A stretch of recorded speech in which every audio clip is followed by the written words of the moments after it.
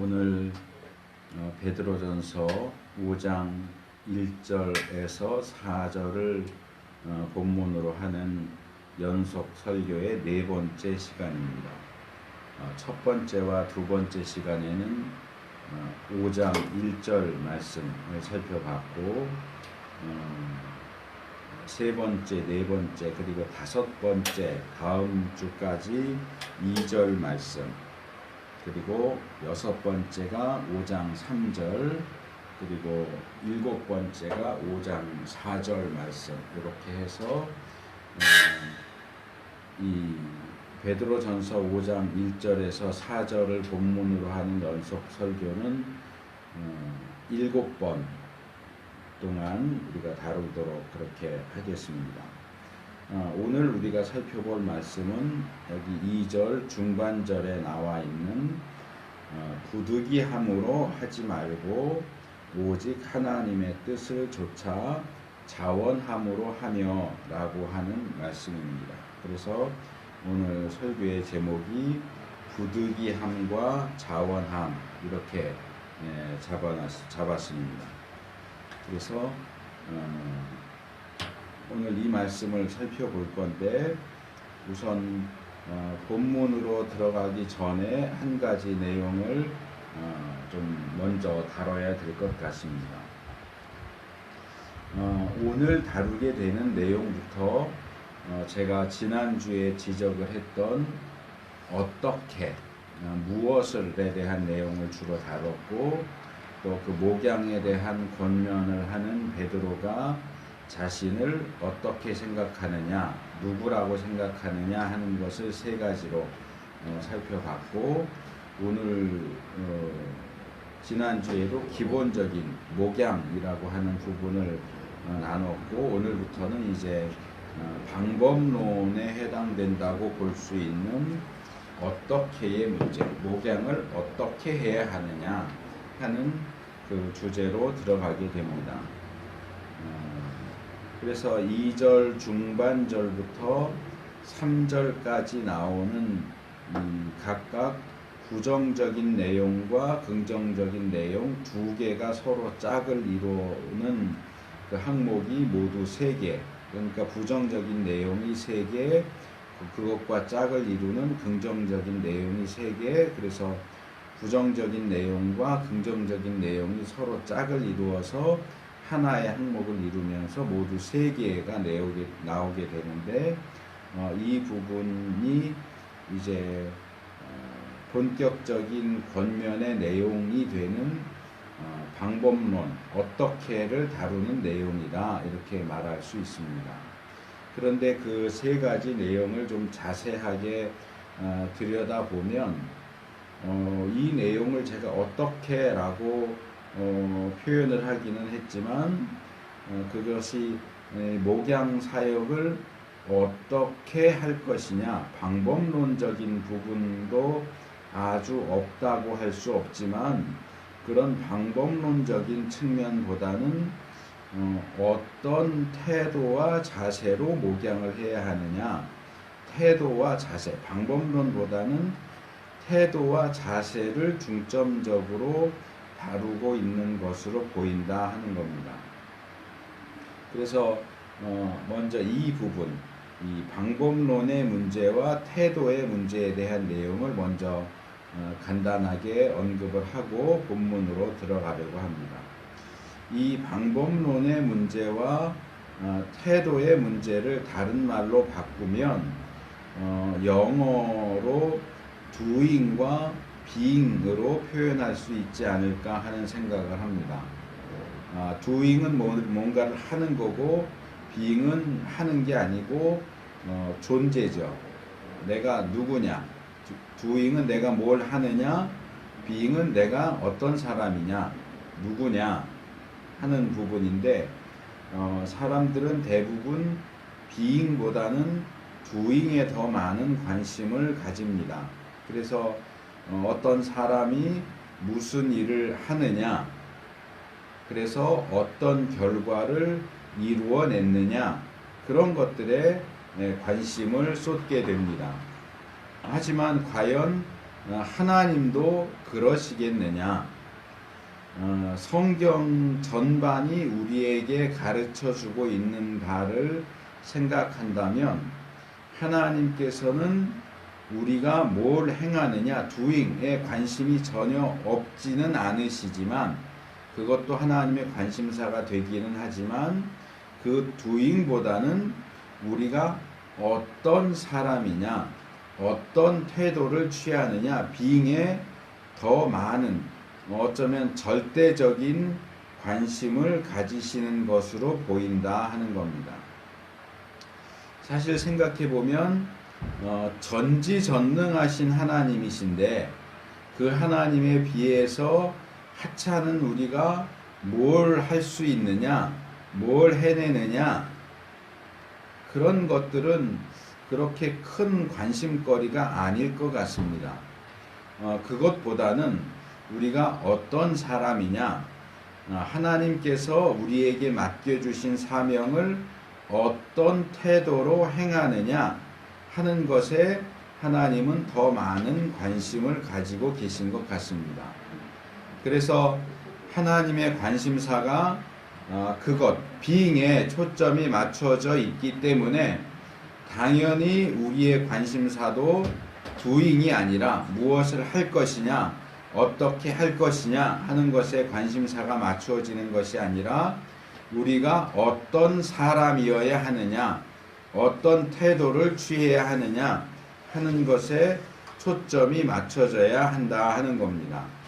그래서 이런 사실에 근거해서 하나님께서 우리에게 맡겨주신 이 목양사역, 교회를 세우는, 그리스도의 몸된 교회를 세우는 사역을 어떤 태도와 자세를 가지고 감당해야 하겠느냐 하는 그 기본적인 생각을 가지고 여기 2절 중반절부터 나오는 그 말씀에 귀를 기울일 필요가 있다 하는 겁니다.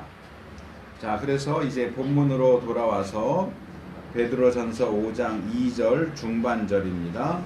부득이함으로 하지 말고 오직 하나님의 뜻을 쫓아 자원함으로 하며 그랬습니다. 그래서 우리가 첫 번째로 살펴볼 권면이고 그 첫 번째 권면 가운데 첫 번째로 나오는 부정적인 항목입니다. 그것은 부득이함으로 하지 말아라 하는 겁니다. 부득이함으로 하지 말아라. 여기에는 헬라어 원문에는 세 개의 단어가 사용됐습니다. 에피스코푼테스 메 아난카스토스라고 하는 문장입니다. 그래서 이 부분에서 몇 가지를 먼저 나누도록 하겠습니다. 첫 번째로 살펴볼 것은 우리 개역 성경이 하지라고 번역한 단어입니다. 앞에 제가 doing에 대해서 얘기를 했는데 여기 이 개역 성경이 하다, 무언가를 하다라고 하는 이 단어가 바로 doing에 해당되는 거죠. 무언가를 행한다는 겁니다. 근데 이 하지라고 번역한 단어는 헬라어 원문에서는 뭔가를 한다 그런 뜻이 아닙니다. 여기 사용된 에피스코페오라고 하는 단어인데요. 원형으로는 이게 기본적으로는 쳐다본다 그런 뜻입니다. 쳐다본다, 지켜본다, 열심히 본다, 조심하다, 점검하다, 돌보다, 감독하다 그런 뜻입니다. 그래서 이 2절 상반절에는 양을 친다, 양을 친다라는 뜻의 동사 포이마이노라고 하는 단어가 사용됐고 이 포이마이노라고 하는 단어는 실제 양을 치는 행동을 가리키는 단어이고 그 치는 대상이 되는 것은 양물이죠. 양떼죠. 포임니온을 포이마이노 한다. 이렇게 이제 얘기를 했다면 여기 이야기하는 이 양물이 포임니온은 상징적으로는 그리스도인들 또는 교회를 가리키는 겁니다. 그래서 그 상대방이 약물이라고 한다면 목자된 자들은 그 약물이를 쳐야 되겠죠. 먹여야 하고 보호하는 일을 포이마이노 하는 일을 해야 할 것이고, 그 약물이가 문자적인 양떼가 아니라 사실은 예수님을 믿는 그리스도인의 무리고 교회를 가리킨다라고 한다면 그들의 목자라고 할 수 있는 목사들과 장로들은 그 그리스도인의 무리와 교회를 열심히 지켜보면서 조심스럽게 점검하고 돌보고 감독하는 일을 해야 하는 겁니다. 그래서 보다 실제적인 부분과 합치되는 용어를 여기서 사용하고 있는 겁니다. 그래서 목사와 장로들을 가리킬 때 신약 성경에서는 감독이라고도 부르죠.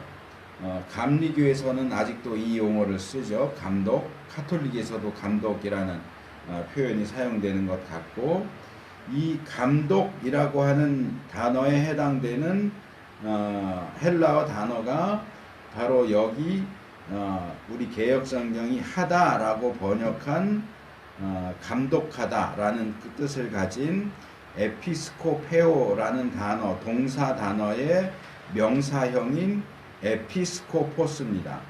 그러니까 에피스코포스는 감독이고, 감독인 에피스코포스가 하는 일, 에피스코페오는 감독한다, 그런 뜻입니다.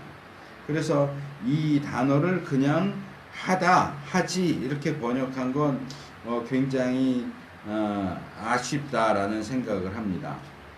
아마도 이 번역을 하면서 여기 나오는 이 에피스코페오가 상반절에 나오는 포이마이노하고 결국은 같은 의미를 가지니까 그냥 둘 다 목양한다 이렇게 이해할 수 있겠지 하고 그냥 같은 의미로 묶어버린 것 같은데, 다른 단어이고 비슷하기는 하지만 다른 의미를 가지고 있는 단어라면 부득이함으로 하지 말고, 그렇게 하지 말고 부득이함으로 감독하지 말고 목회하지 말고 뭐 이런 식으로 번역을 하는 게 더 정확하고 분명했을 텐데 왜 그 부분을 그냥 단순하게 하다라고 번역을 했는지 좀 아쉽다라는 생각을 합니다.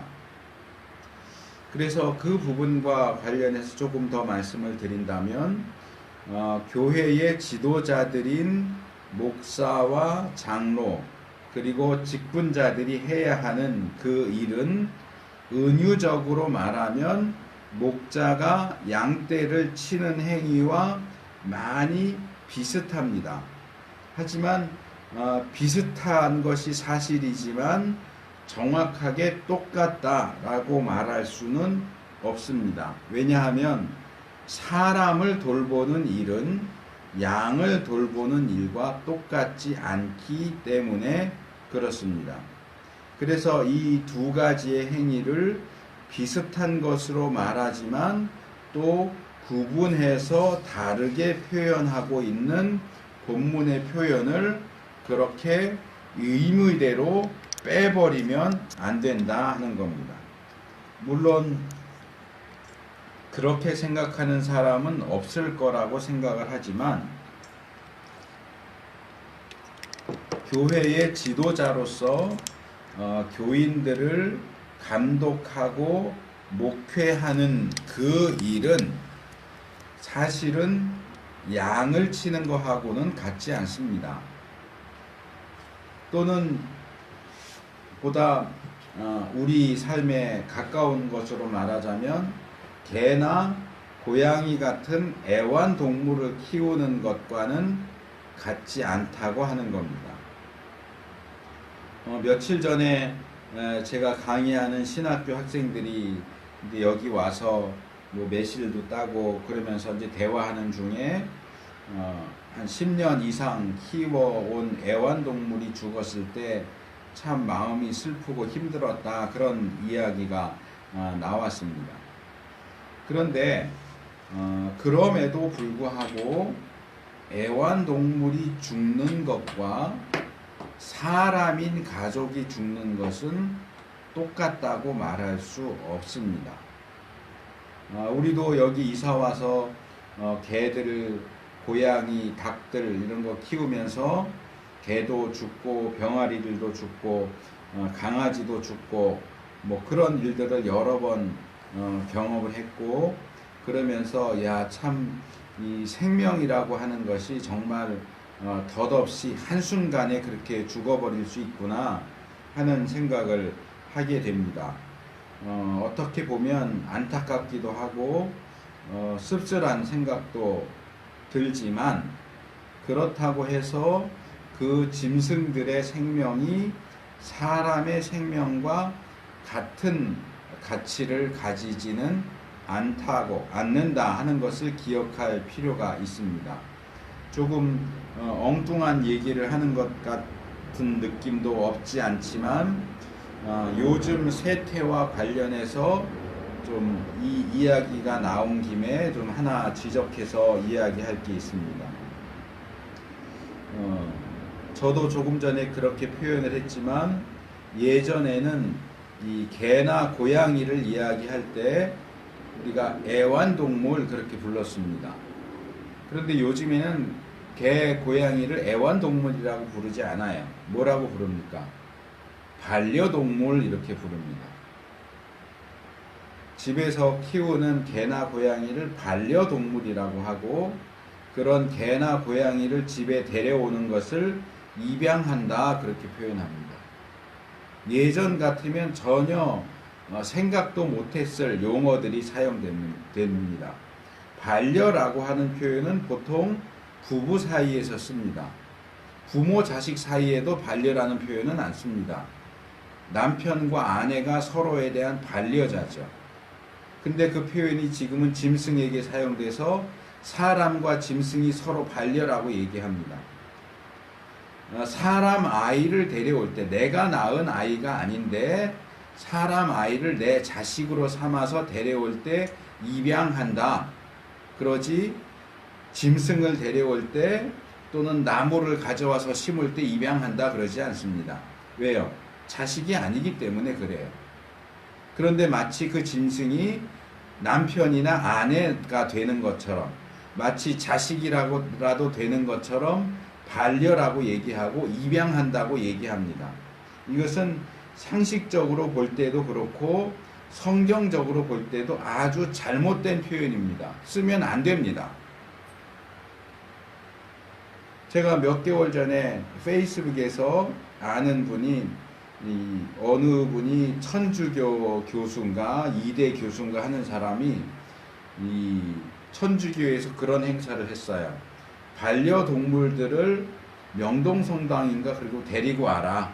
그러면 그 반려동물들 한 마리 한 마리 축복기도 해주겠다, 신부가. 그래서 그 반려동물을 축복기도 해주는 그 행사를 했었어요. 그러면서 왜 하나님도 짐승들 만들고 축복기도 해주셨는데 왜 짐승들 축복기도 하는 게 안 되느냐, 뭐 그런 주장을 했었는데, 아마 그런 쪽 이야기들이 오고 가다가 천주교 쪽 교수인지 이대 교수인지가 그런 얘기를 했대요.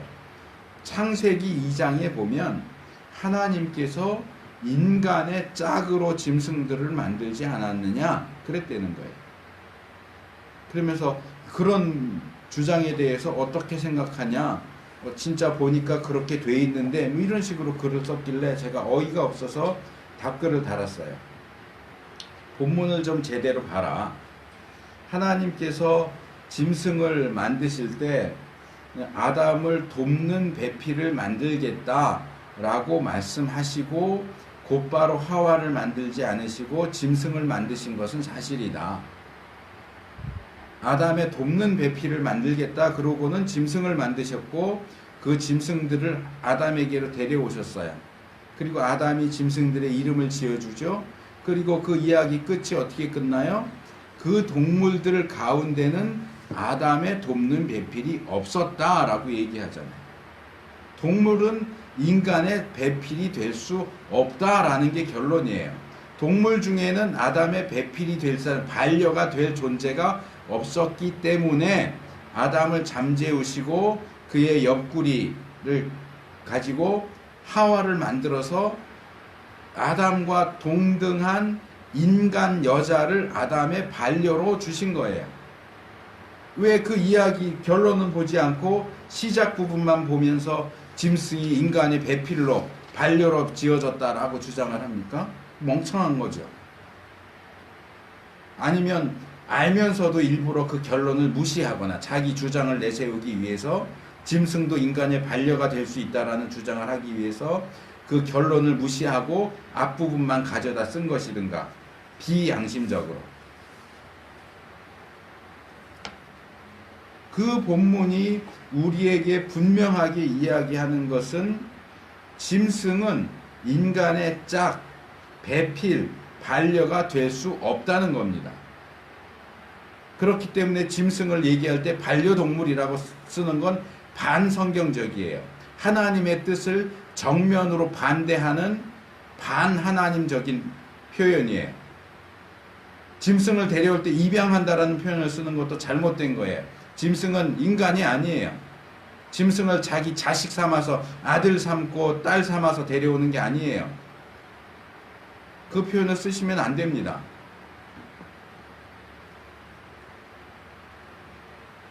그런데 이거는 제가 볼 때는 단순히 어떤 표현과 용어를 사용하느냐의 문제가 아니에요. 제가 이렇게 보면 이 특별히 젊은 세대들이 더 그런데 짐승을 너무 위하는 것 같아요. 짐승을 너무 위하는데 제가 볼 때는 야, 요즘 젊은 애들은 사람보다도 짐승이 더 귀한가 보다라는 생각이 들 정도로 짐승을 너무 위해요.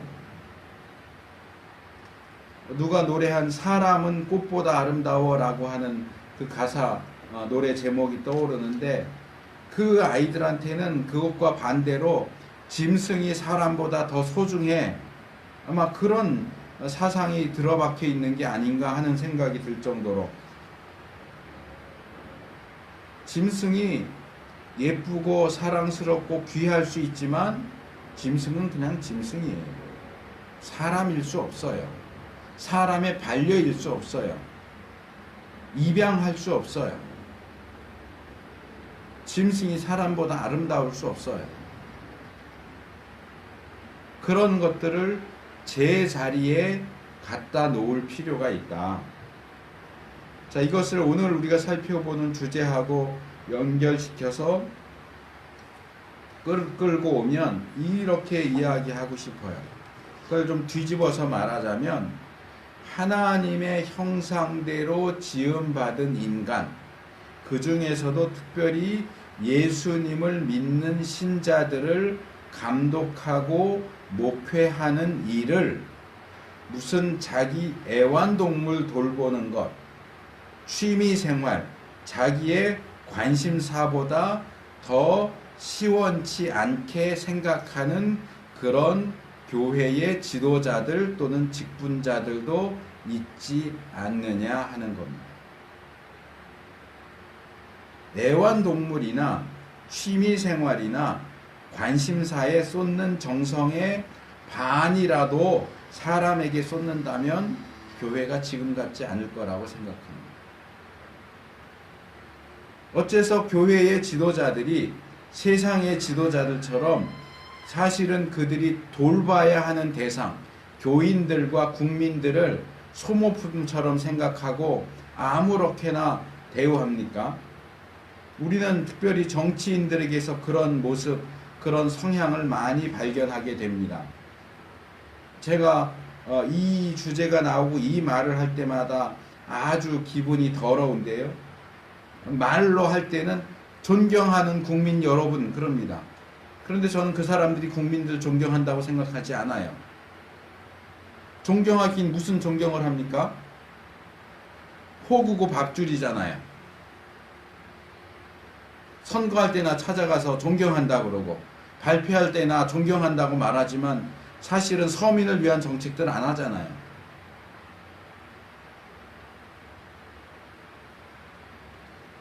정치인들에 대해서는 제가 하는 말에 대해서 지나치다고 생각하는 분이 없을 겁니다. 하지만 그걸 오늘날 교회 지도자들에게 적용한다고 하면 어떨까요? 에이, 설마, 목사들이 설마, 장로들이 설마, 그렇게 말하고 싶을지 모르겠는데, 저는 이 시대에, 물론 그렇지 않은 목사들도 많아요. 그렇지만, 대형 교회, 그리고 눈에 보이게 두드러지게 활동하는 목사들의 다수가 정치인들과 별로 다를 바 없는 그런 태도를 취하고 있다고 생각을 합니다. 이분은 많이 알려진 분은 아니에요. 제가 과거에 전도사로 사역하던 교회 담임 목사인데 대학을 음악과를 나왔어요.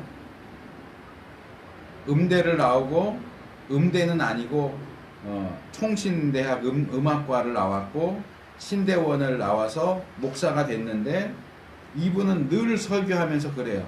자기는 라면만 먹고 살아도 음악하고 살면 행복하대요.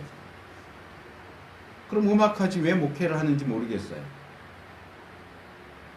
자기는 라면만 먹어도 음악하고 살면 정말 행복하겠대요. 그러면서 하는 말이, 자기가 목회를 하면서 이렇게 팍상 늙었으니까 당신들이 책임져라 이래요. 그런데도 여전히 목회를 해요. 교회를 해요. 그러면서 음악평론가 일을 같이 합니다.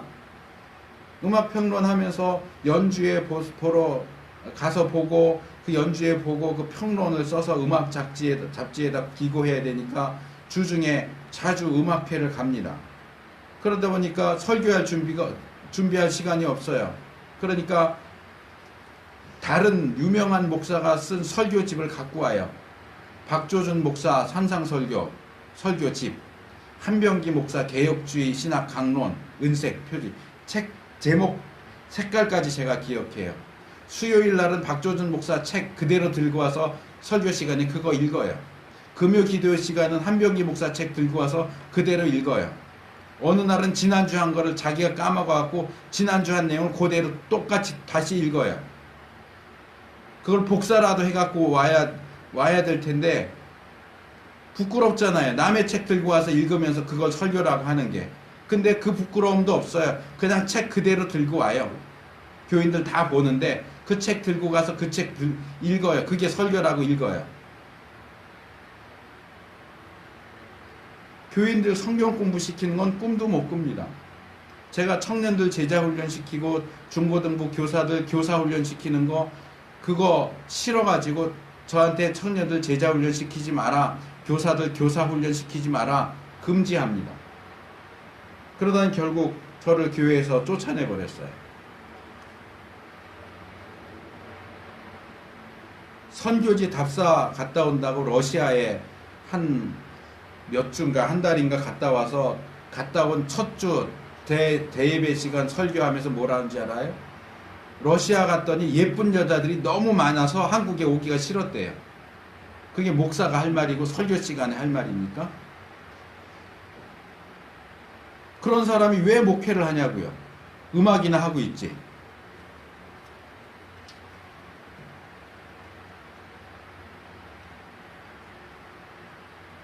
그런 사람이 한둘일 것 같아요.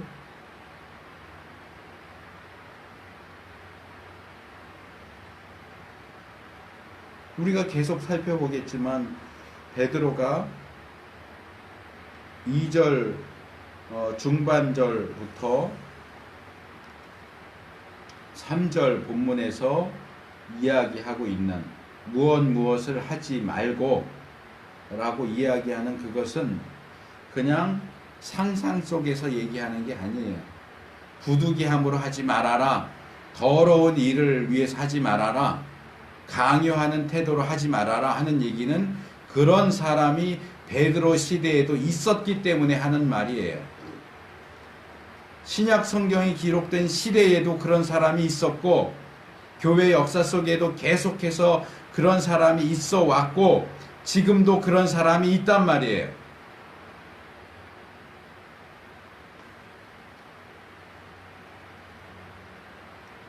그러니 베드로가 이런 교훈을 하는 거죠. 베드로는 여기에서 어떤 교회의 지도자들은 목사들도 그렇고 장로들도 그렇고 안수 집사들도 그렇고 권사들도 그렇고 그 일을 부득이함으로 한다라고 얘기해요. 그러면 안 되는데 그러고 있다라고 얘기해요. 여기 부득이함으로 라고 번역된 헬라어 단어는 강제적으로 그런 뜻이에요. 강제적으로, 강제로, 폭력으로, 강요에 의해서 그런 뜻이에요. 베드로가 여기에서 이야기하려고 하는 게 정확하게 어떤 것인지는 알기가 힘들어요. 너무 간략하게 얘기하고 있기 때문에. 이게 목사나 감독이 되는, 강제적으로 목사가 된다, 강제적으로 장로가 된다, 이 되는 걸 얘기를 하는 건지, 아니면 목사와 감독으로서 그 일을 어떤 강제적으로 한다. 근데 이건 세 번째 나오는 항목에도 또 나온단 말이에요.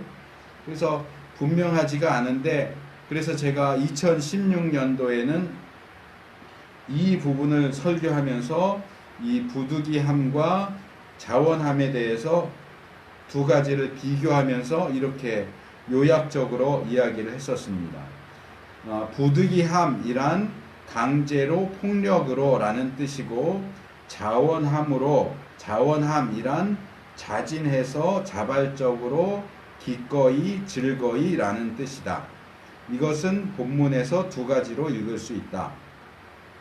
첫째, 목자 자신과 관련하여 그가 목자가 되는 데 있어서 여러 가지 상황 때문에 부득이하게 강제로 목자가 되어서는 안 되고 자신이 원해서 목자가 되어야 한다는 의미로 읽을 수 있다. 둘째, 목자가 양무리를 치는 방식과 관련하여 폭력적이거나 강제하는 태도와 방식을 취해서는 안 되며 양들이 자원해서 기꺼이 행동하도록 온유하게 인도해야 한다는 의미로 읽을 수 있다. 특히 이 부분에서 하나님의 뜻을 좇아라는 표현이 덧붙여졌음을 감안할 때 양무리에게 하나님의 뜻을 올바르게 밝혀주는 것을 통해 그들이 이것을 행하는 또는 행하지 않는 것이 하나님의 뜻이구나 하는 것을 깨닫고 스스로 할 수 있게 하라는 의미로 읽을 수 있을 것이다. 그땐 제가 그렇게 설교를 했었는데, 지금 이 말씀을 이 전체적인 문맥과 관련해서 찬찬히 읽어보면 두 번째 부분도 틀린 내용은 아니겠지만 조금 전에 말씀드린 것처럼 세 번째 권면에 그것과 아주 비슷한 내용이 나오기 때문에 이 내용은 첫 번째 부분, 그러니까 목사가 되는 것, 장로가 되는 것에 대한 내용이 아니겠는가라는 생각을 합니다. 일반적인 것은 아니지만 교회 안에서는 오히려 더 흔하게 발견되는 여러 잘못된 모습들 가운데 하나가 이겁니다. 부모님 가운데 부모님이 목사일 수도 있고 아닐 수도 있는데 저 때만 해도 굉장히 많았어요. 부모님이 내가 낳은 아이, 특별히 맏아들을 주의 종으로 바칩니다 하고 서원을 합니다. 부모님은 그렇게 서원을 했는데 자식은 목사할 생각이 없어요. 신학교 갈 생각이 없어요. 그럴 경우에 폭력, 힘으로나 강요를 통해서 억지로 그 자녀를 신학교에 보내는 모습들을 굉장히 많이 볼 수 있었어요. 본인의 의사와 상관없이 부모인 우리가 그렇게 서원을 했으니까 서원을 깨면 안 되니까 싫어도 너 신학교에 가. 보내는 겁니다. 그렇게 해서 목사가 된 사람들을 수두룩해요. 어쩌면 베드로는 본문에서 그것과 비슷한 상황을 염두에 두고서 말하고 있는 것이 아닐까 하는 생각을 해봅니다. 그 자신은 목사나 장로가 될 생각이 전혀 없어요. 물론 일반적인 경우를 말하자면 장로가 되기를 원하지 않는 경우는 그렇게 많지 않습니다. 신자들은 대부분, 특별히 남자 신자들은 대부분 장로가 되기를 간절히 원합니다. 그래서 장로 투표에서 떨어지면 애들 표현으로 쪽팔려서 교회를 떠나가기까지 합니다. 대부분의 남자 신자들은 장로가 되기를 원하는 것 같아요. 그런데 목사가 되기를 원하지 않는 사람들은 꽤 많이 있었던 것 같아요. 그런데 이러저러한 상황 때문에 어쩔 수 없이 목사가 되는 거예요. 그렇게 원하지 않는 상황에서 강제에 의해서 목사가 되었을 때 그 목사가 과연 목사로서의 역할을 제대로 감당할 수 있겠느냐. 또 일반적이진 않겠지만 교회 공동체를 놓고 생각할 때 누군가가 그 교회 안에서 누군가가 목사가 되어야 하기는 하는데 나도 하기 싫고 너도 하기 싫고, 그러니까 제일 만만하고 힘이 약하고 거절할 수 없고 반대하지 못하고 저항할 수 없는 가장 힘이 약한 사람을 희생양으로 삼아서 야 네가 신학교 가서 목사해. 그래서 강제로 목사로 세우는 일도 충분히 가능하다고 생각합니다. 하지만 그렇게 가장 힘이 약한 사람을 희생양으로 삼아서 목사로 세운다고 하면 과연 그 목사의 말을 권위 있게 받아들일 사람이 누가 있을까요? 그렇게 세워진 허수아비 목사의 말을 누가 순종할까요? 그렇기 때문에 결국 이것은 어떤 사람이 어떤 방식으로 목사, 장로, 감독이 될 것이냐 하는 문제를 이야기하는 것이다 라고 할 수 있습니다. 한마디로 목사나 장로가 되고자 하는 마음이 없는 사람은 강제로 억지로 목사, 장로가 되어서는 안 되고, 또는 강제로 목사나 장로가 되어서 뭐 나는 싫지만 어쩔 수 없이 됐으니까 뭐 이제 어쩔 수 없지, 그렇게 그냥 목사로 장로로 일할 수밖에 없겠다, 이렇게 해서도 안 됩니다. 그런 사람들은 결코 교회 앞에 나와서 뭔가를 하겠다고 하면 안 됩니다. 제가 전도사 생활을 하던 초기에 제가 자란 모 교회에서 성인 예배, 보통 오후 예배나 아니면 수요 예배나 이렇게 성인 예배에서 설교를 하게 되면 자주 했던 비난해서 했던 설교가 있어요. 아직도 그런 모습이 아주 없어진 것은 아니지만 예전에는 그런 모습을 훨씬 더 많이 발견할 수 있었어요. 그게 뭐냐? 자, 자식이 여럿이 있는데 그 중에 하나 공부를 지지리도 못하는 자식이 있어요.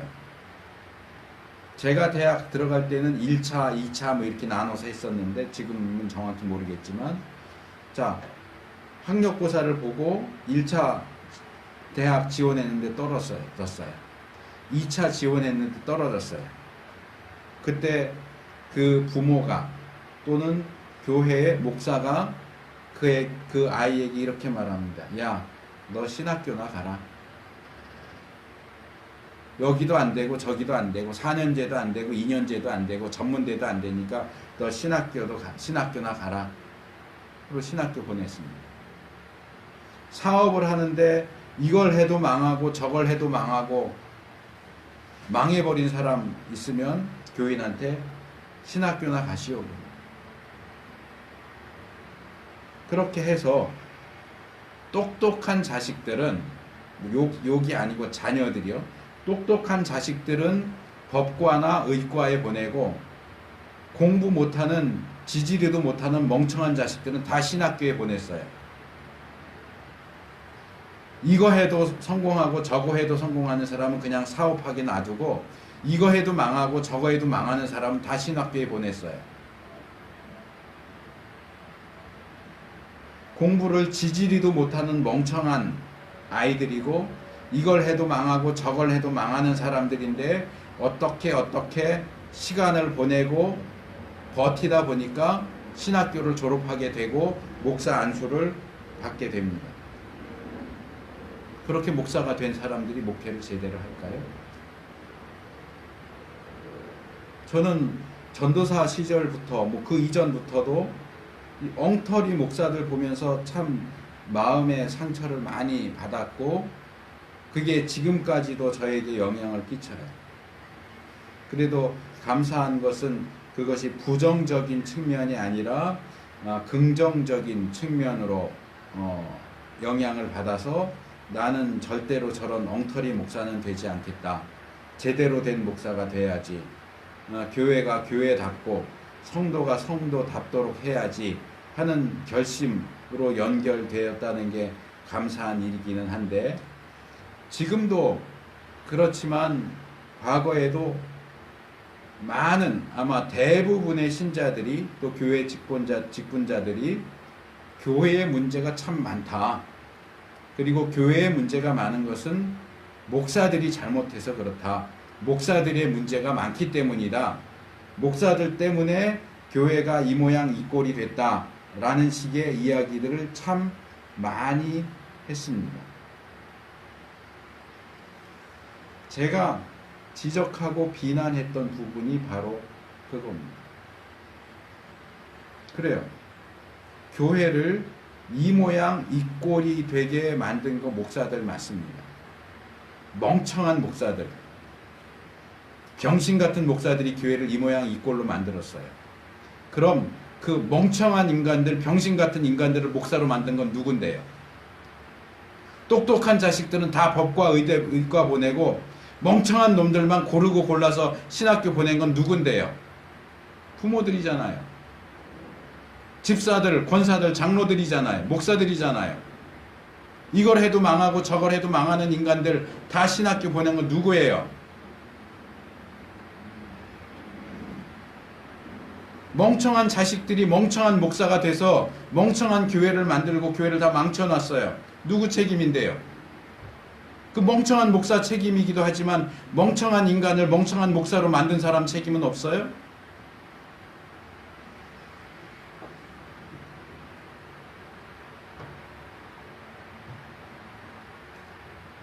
그런 인간들이 목사가 되니 교회가 제대로 되겠어요? 다 망하는 거죠. 그 멍청한 방식 그대로, 망하는 방식 그대로 교회를 하니 교회가 이 모양 이 꼴이죠. 근데 목사만 비난해요? 그런 사람들 목사 되라고 등 떠미는 사람들은 아무 책임이 없고요.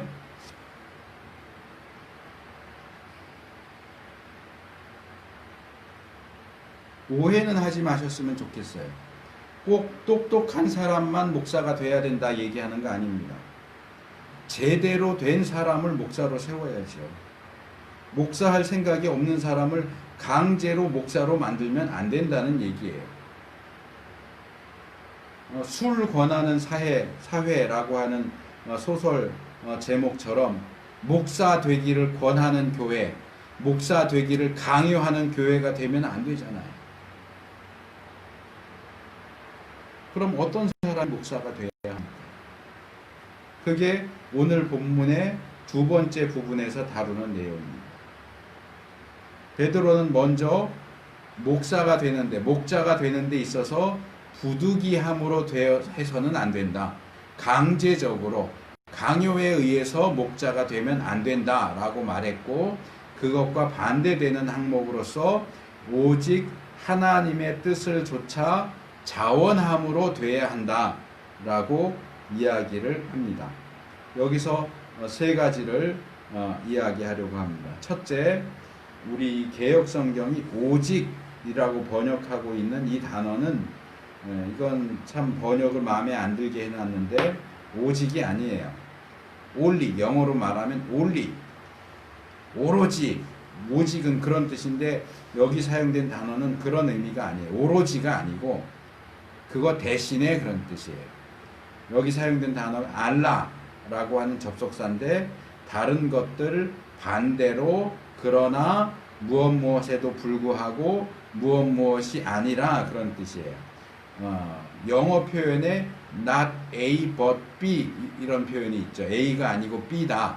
그럴 때 not A 부득이함으로가 아니라 자원함으로 할 때 but에 해당되는 단어가 이 표현이에요. 근데 이 but을 not A only B 이렇게 번역하면 틀린 표현이 되죠. 그래서 오직이라고 번역하면 안 되고 부득이함으로가 아니라 그 대신에 자원함으로 이렇게 번역하는 것이 맞는 번역이 됩니다. 그리고 이 본문의 헬라어 원문 표현을 조금 더 자세하게 보면 감독이 되고 감독의 역할을 감당하는 것은 강제적으로 되어서는 안 된다. 그것을 금지합니다. 안 된다. 강제적으로 하면 안 된다. 강제적으로 하지 않았으면 좋겠는데 희망사항이 아니고 강제적으로 해서는 안 된다. 금지예요. 그리고 그것 대신에 하나님을 따라서 자원해서 행해라 라고 명령하고 있어요. 제가 앞에서 지적하지 않고 그냥 넘어가는데 앞에 부득이함으로 하지 말고 할 때 말고가 매라고 하는 헬라어 단어예요. 매. 이것은 not에 해당되는 단어예요. 아니다, 안 된다 그런 뜻인데 이게 사전을 찾아보면 이 매는 not이라는 뜻이지만 not이라는 뜻을 가진 또 다른 단어가 있어요. 우라는 단어예요. 헬라어 단어. 둘 다 not이에요. 그러면 같은 not인데 우는 어떻게 다르고 매는 어떻게 다르냐? 예를 들면 이런 거예요. 우는 이럴 때 써요. 자, 이거 홍금함인데요.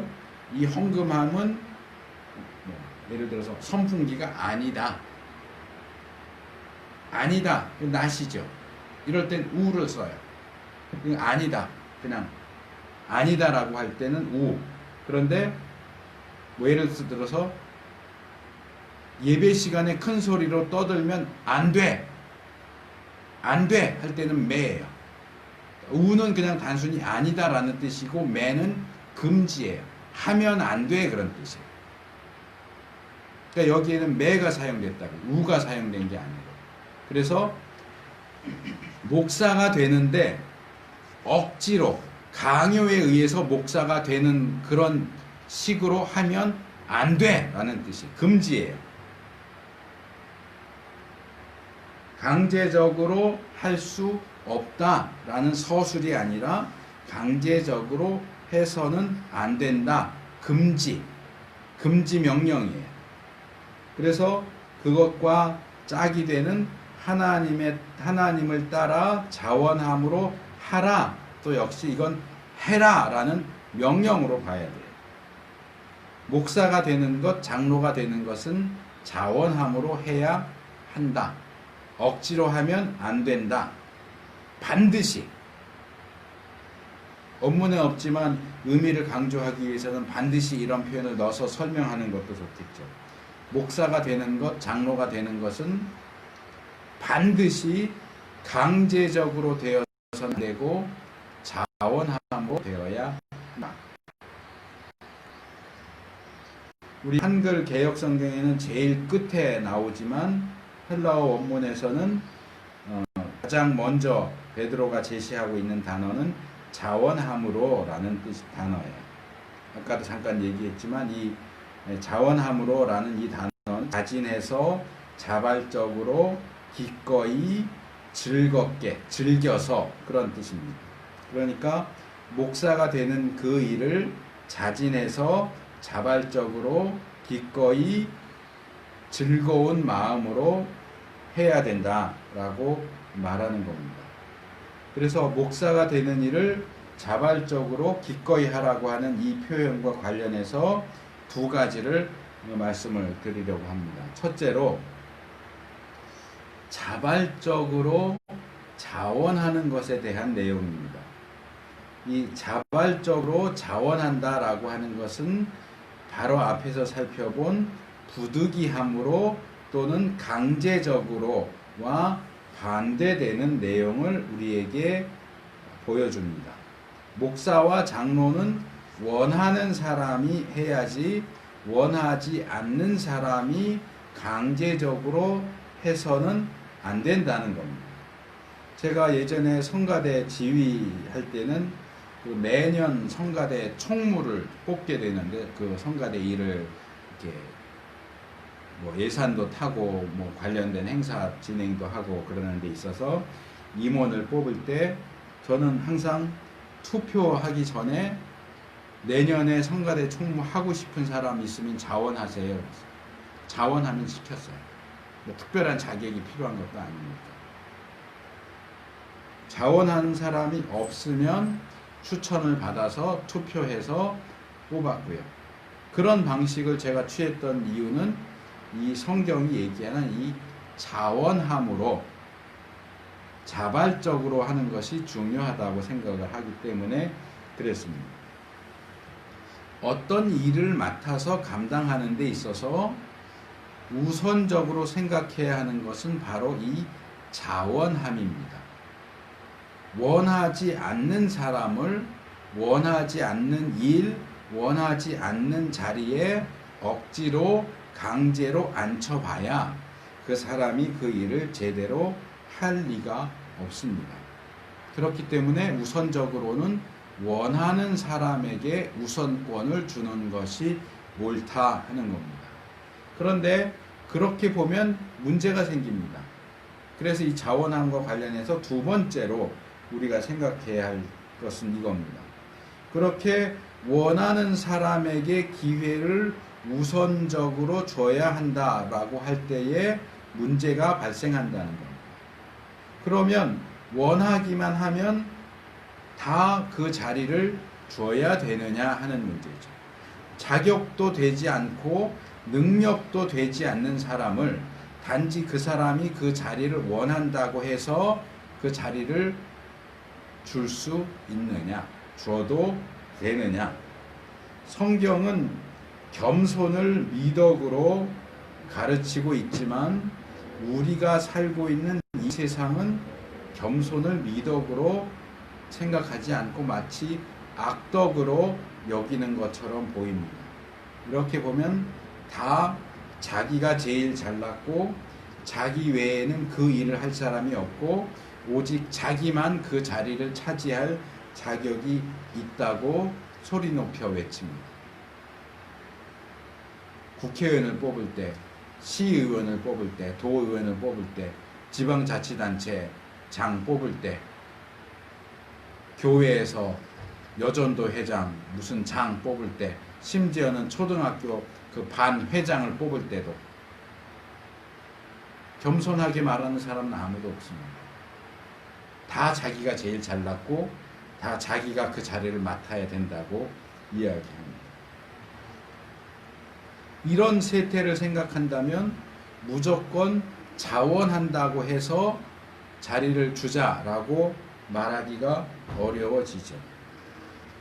국회의원이나 반의 반장, 요즘엔 회장이라고 하는 것 같은데, 이 회장을 세우는 문제만이 아니라 목사 직책도 그래요. 과거에는 별로 그러지 않았던 것 같은데 한 10년, 20년 사이에 부쩍 그런 게 많이 발견되는데, 도대체 왜 너도 나도 그렇게 목사가 되겠다고 그러는지 저는 참 이해가 안 돼요. 목사가 되기 위해서 정당한 과정도 제대로 거치지 않고, 목사가 되면 당연히 해야 하는 그 일을 하나도 할 생각도 하지 않으면서도 일단 목사 안수는 받아서 목사가 되고 보자 라는 그런 태도를 취하는 사람들을 너무 많이 보게 돼요. 목사인데 목사 일은 안 해요. 그러면서도 어디 가서 나 목사인데 나 목사라고 부르세요. 오늘부터 나 목사라고 부르세요. 엊그제까지 해도 집사였는데 사흘 만에 나타나서 나 이제 목사 됐어요. 어떻게 사흘 만에 목사가 됩니까?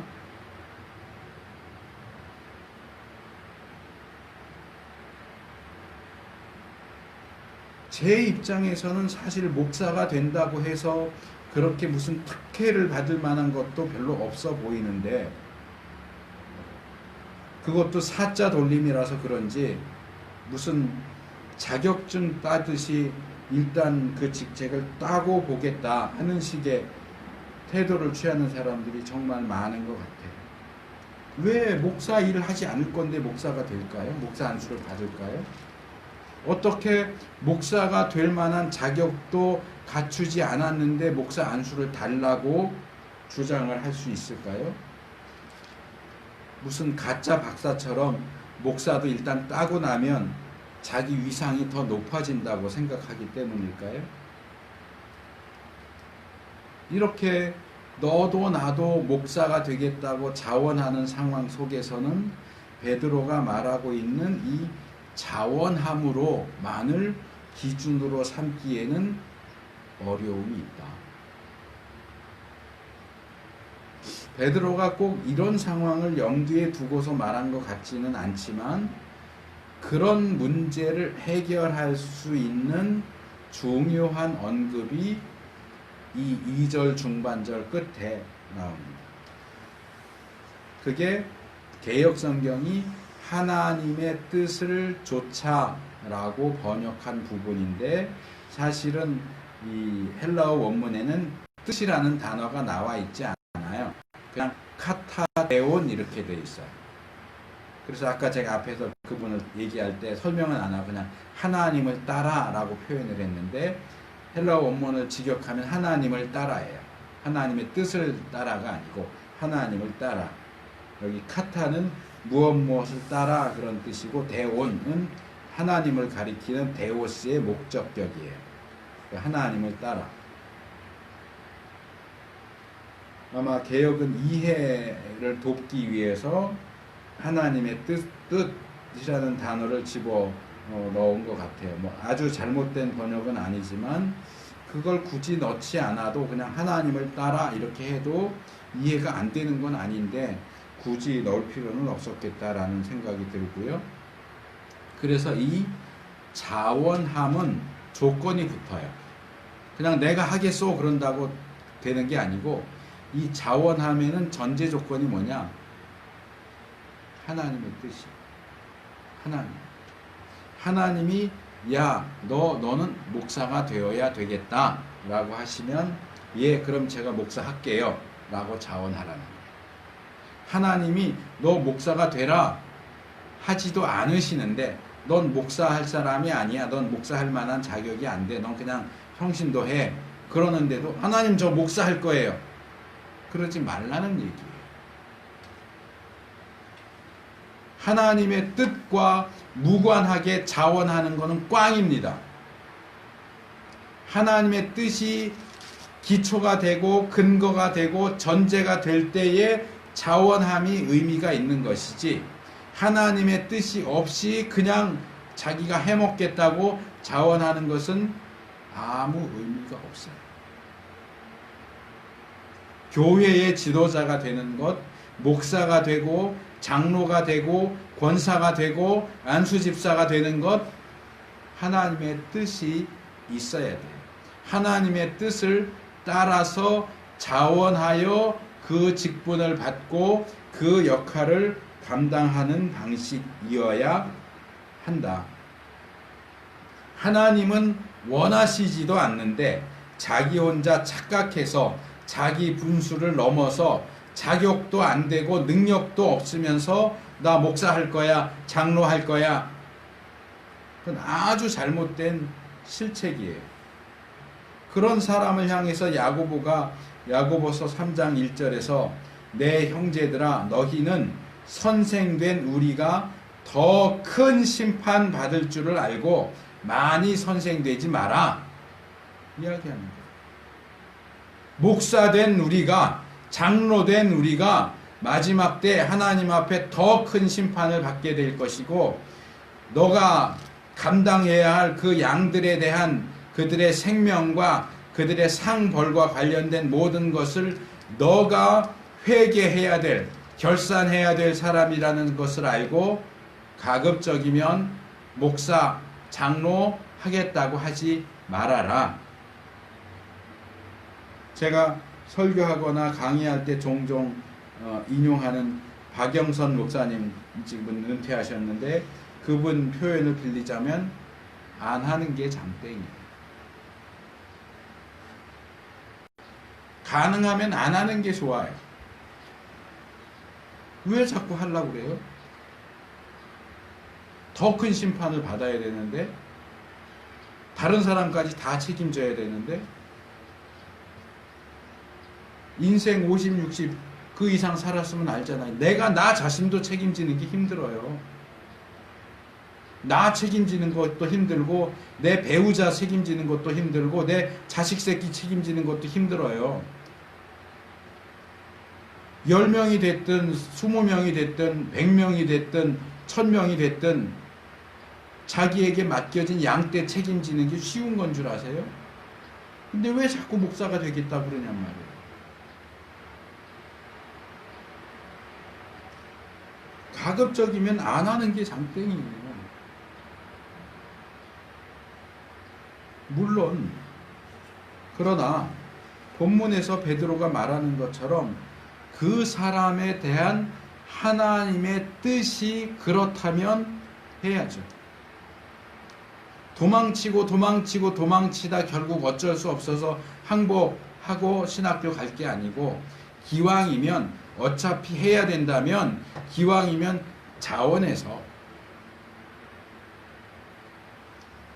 네, 하나님이 원하신다면 하겠습니다 하는 게 좋잖아요. 이리 피하고 저리 피하고 두들겨 맞고 그래서 어쩔 수 없이 질질 끌려서 신학교 들어가기보다는 자원해서 하는 게 깔끔하고 좋잖아요. 하나님이 그 사람이 목사가 되어야 한다고, 장로가 되어야 한다고, 지도자가 되어야 한다고 뜻하신다면 돼야 하는 겁니다. 그땐 빼면 안 돼요. 일찌감치 자원해서 직분을 맡는 것이 지혜로운 일이겠죠. 자, 이제 오늘 말씀한 내용을 정리하고 설교를 끝내도록 하겠습니다. 오늘 본문에서 베드로는 교회의 지도자가 되는 것은 부득이함으로 또는 강제적으로 되어서는 안 되고 가급적 자원해서 되어야 하지만 그 자원함은 하나님의 뜻에 근거한 것이어야지 혼자만의 착각이나 분수에 지나치는 욕심에 의해서 되어서는 안 된다는 사실을 균형 있게 잘 지적해 주고 있습니다. 저는 이것이 목양에 있어서 첫 번째로 고려되어야 하는 아주 중요한 부분이라고 생각을 합니다. 목양을 하려면 가장 먼저 목자가 되어야 될 거 아니에요. 그런데 목자가 되는 건 아무렇게나 해도 되는 게 아니란 말이에요. 거기에는 첫째로 분명한 하나님의 뜻이 가장 먼저 있어야 하고, 그 다음에는 그 하나님의 뜻을 따라서 자원하는 것이 있어야 하고, 그 과정을 통해서 목자가 되는 일, 목자가 되어서 목양을 하는 일이 이어져야 한다는 겁니다.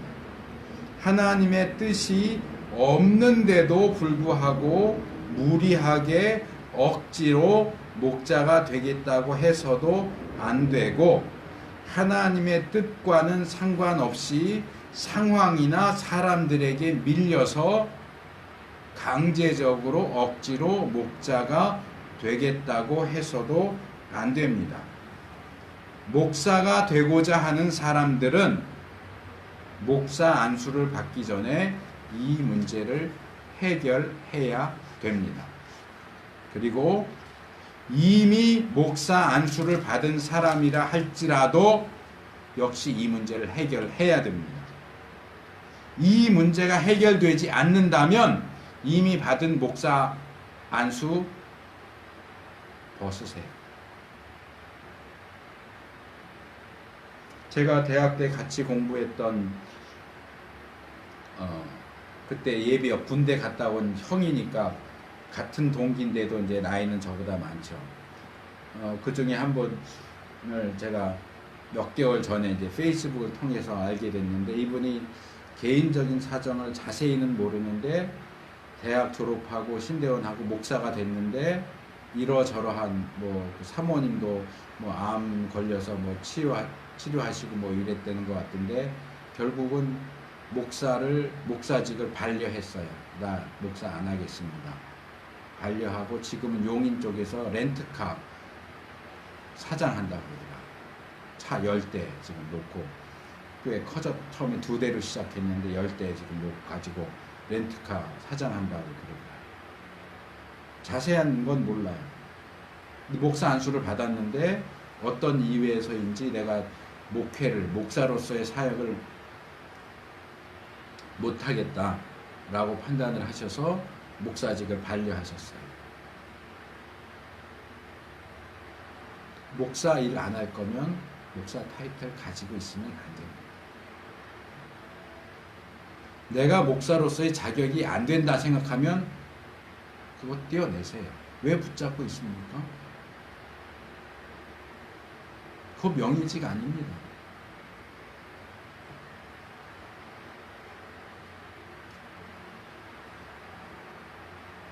영어에는 목사를 가리키는 용어가 2개가 있어요. 더 많지만 어떤 특징적인 측면에서 보면 2개가 있어요. 하나는 패스터입니다. 또 하나는 미니스터입니다. 미니스터는 이제 장관을 가리키기도 하지만 영어권에서는 이게 구분돼서 사용돼요. 패스터는 현재 목회를 하고 있는 목사를 패스터라고 불러줘요. 근데 목회를 하다가 나이가 많이 돼서 은퇴했어요. 더 이상 목회를 안 해요. 근데 목사는 목사예요. 그런 사람은 패스터라고 불러주지 않습니다. 미니스터라고 부릅니다.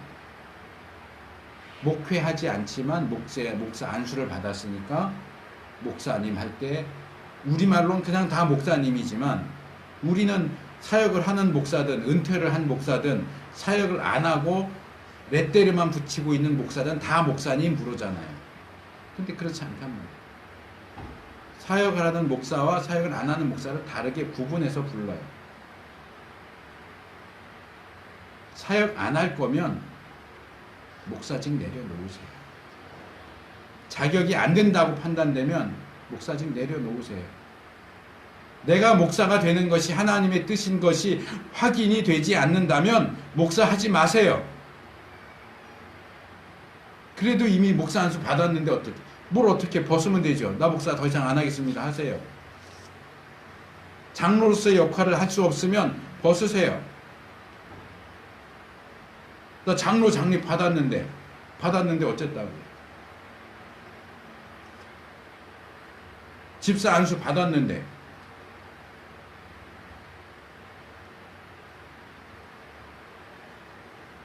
자격도 안 되고 능력도 안 되고 사역도 안 하는데 계속 그 직책을 붙들고 거기에 매달리는 건 자기 스스로를 가짜로 만드는 거예요. 더 무거운 하나님의 심판을 자처하는 아주 잘못된 행위입니다. 우리가 우리의 구원을 이루어가는 부분에 있어서만이 아니라 하나님의 양무리에 속한 한 사람으로서 하나님의 선택하심을 받아서 목자가 되는 일에 있어서도 우리는 두렵고 떨림으로 이 문제를 대해야 합니다. 이 두렵고 떨림이 없는 사람이라면 그의 구원에 있어서나 직분에 있어서나 사역에 있어서도 뭔가 확실한 것을 말하기 어려울 겁니다. 우리에게 두렵고 떨림이 있습니까? 이 두렵고 떨리는 가운데 목사와 장로와 권사와 집사 직분을 맡고 그 직책을 감당하고자 합니까? 이 말씀을 거울로 삼아서 우리 자신의 모습을 비추어 보고 필요한 조처도 취하고 그에 걸맞는 올바른 태도와 행동을 취할 수 있는 우리가 되기를 바랍니다.